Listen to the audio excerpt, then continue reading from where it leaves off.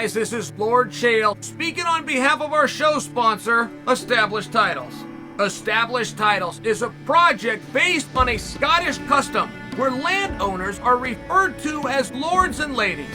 They allow you to buy as little as 1 square foot of dedicated land so you can officially call yourself a lord or a lady. Established Titles is not just about your ego. You also get to do some good. In addition to your new fancy title, Established Titles supports global charities like One Tree Planet and Trees for the Future to help with the afforestation effort. Your title pack gets you at least 1 square foot of dedicated land in a private estate in Scotland. Your certificate features a unique plot number where you can see the exact location of your land. And right now, Established Titles is holding 200 plots of land right next to mine. So come join me in the Bad Guy Inc. Kingdom. Getting this certificate even allows you to officially change your name to Lord or Lady. Put it on your credit card, put it on your plane tickets, or if you're so inclined, put it on your dating profile. Makes for a great last-minute gift, and there's even couples packs that come with adjoining plots of land. Established Titles is having a great limited-time sale. Go to establishedtitles.com/Chael to save 10% off today. Remember to use the promo code Chael, or just click on the link below. I'm in Mexico. Got this new camera, and quite frankly, I'm having a heck of a time using it. Now, here's the deal. It's an internet issue. I got a hard time getting on the internet. So I've got this new camera. Well, how am I going to learn how to use this camera? Here's an idea. I'm going to go to the internet. So I find the camera, the very camera I'm talking to you on, and I find a YouTube video. Wow. Today's world, I got this, everything's going my way, right? No internet connection. I can't watch the video. When I was growing up, we only had 3 channels. We lived out in the country. Unless you had something called cable, everybody had 3 channels. And it was 2, 6, and 8. NBC, ABC, CBS. And there was this show that came along. And it was late night. You had to stay up late. And it was called Arsenio Hall. And Arsenio Hall was my favorite. Of the David Lettermans, back then it was Johnny Carson, what you might know as Jay Leno. They had Arsenio Hall. They all competed. And Arsenio Hall made a joke. This was in like 87 or 88. And his whole bit is things that make you go, His whole bit was that. Remember when Jeff Foxworthy came out? Here's your sign, or you just might be a redneck if. Arsenio Hall started all of that with a segment called Things That Make You Go, And he had a bit on there that there's a VHS that you could rent. Or you could buy it. You could buy the VHS, which would tell you how to set up your VHS recorder. So you'd have to have the recorder set up to put the VHS in. You see the problem, and you see why that's funny.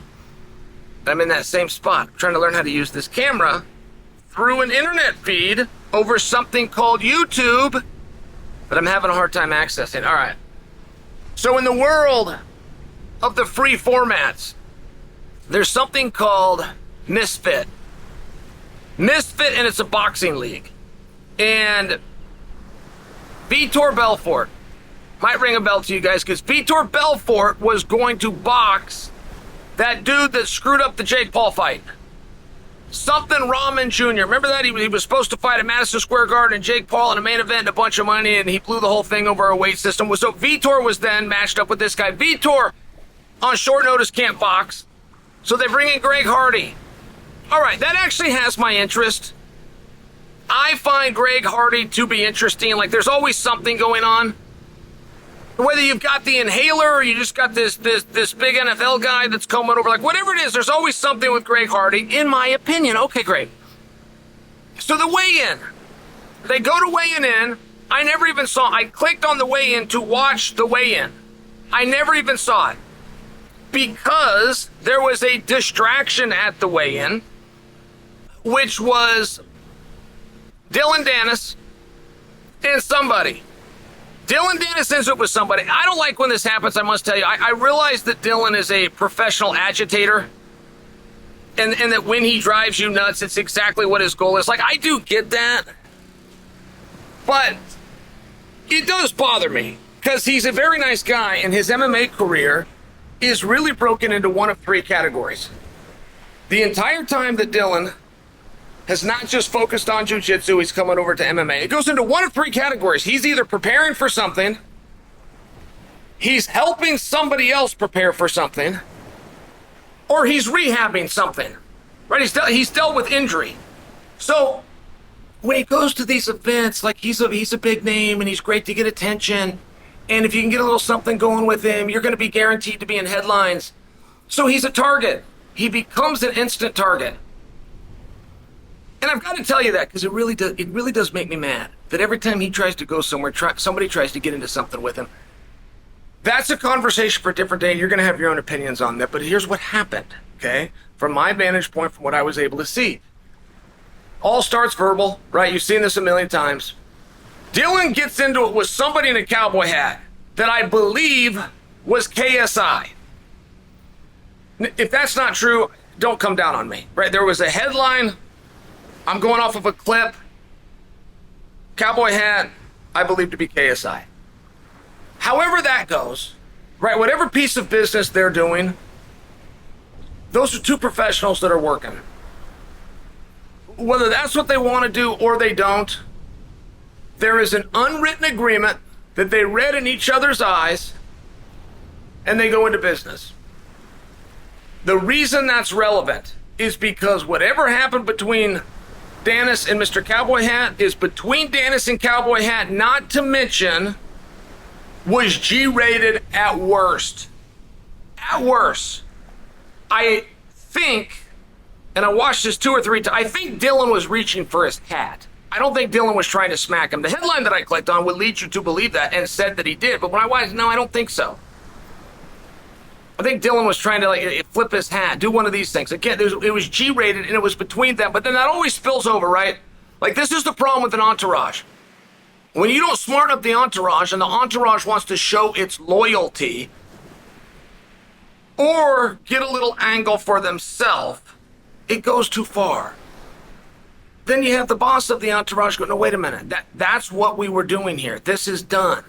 You do not need to take it a step further. I have not asked you to take it a step further, and you're not showing me your loyalty. You're showing me your stupidity. But like, this will never go away. This has been from the beginning of time. This is right now.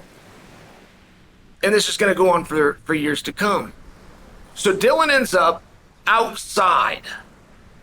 And now the melee's going outside, and there's somebody else that's coming after him, but this guy isn't Mr. Cowboy Hat. Now, whoever this guy was that's coming after Dillon, I got to tell you, this guy was an athletic wonder. Okay, this dude's wearing sweats, and you can see his muscles coming through the sweats. And you guys can relate to this. You know, like your favorite t-shirt, and you wear a t-shirt.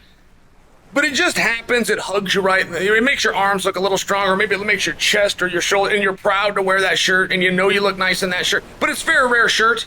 It's a very rare shirt where you can look right. It's nearly impossible to do in sweats. This guy was wearing sweats, and I could see his muscles. Then this guy gets down into more like a football stance. There's a group of people he's got to break through. So he lowers his elevation. He's like pushing through them, and then he throws a punch at Dillon. It was a good punch. Not for nothing. If you just want to grade the punch, it was fast. It was accurate. He did it with a lot of distractions. It was harder than hell. And the guy hit him harder than hell.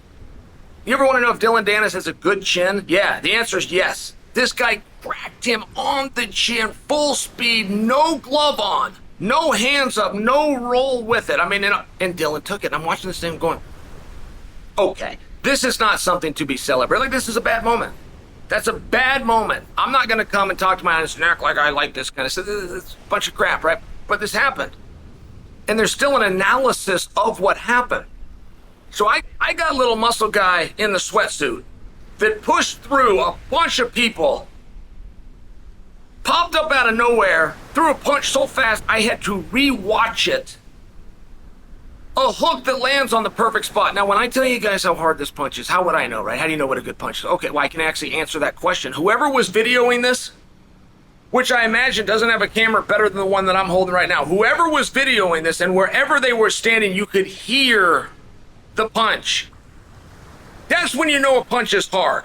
Not just when you can see it, not just the reaction it gets. If you can ever hear a punch, if you can hear a thud of a fist, in this case on something, you got a hard punch. So this guy hits him with a hard punch, and I'm wondering who this guy is. Like, I don't like that moment. I don't want to come up and shine that guy. I really don't. I really don't like that stuff, particularly when you're in a sport like combat. Particularly, I do have to go back. I mean, I got to make an excuse for Dillon. Everywhere he goes, he becomes a target. And he's only done 3 things in this sport. If you think he's a jerk or you think he's out of line, I'll share with you. He's done 3 things in this sport. He's prepared, he's helped other people prepare, and he's rehabbed injuries. So for him to go to a weigh-in where he's expecting to maybe get a photo op, maybe witness something, right? Whatever his presentation there was, and then have to deal Mr. Cowboy Hat, and then he's got to deal with the fight outside, and then he's got to get punched in the process. I don't like it. I don't like it.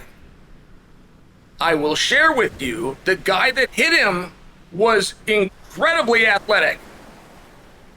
If you guys know more to this story, right? I'm limited out here. That's what I'm telling you. I'm limited. I don't have a big internet connection. But if you guys more to this story, who was that guy? Am I right in assuming he's part of the entourage of Joe Cowboy Hat?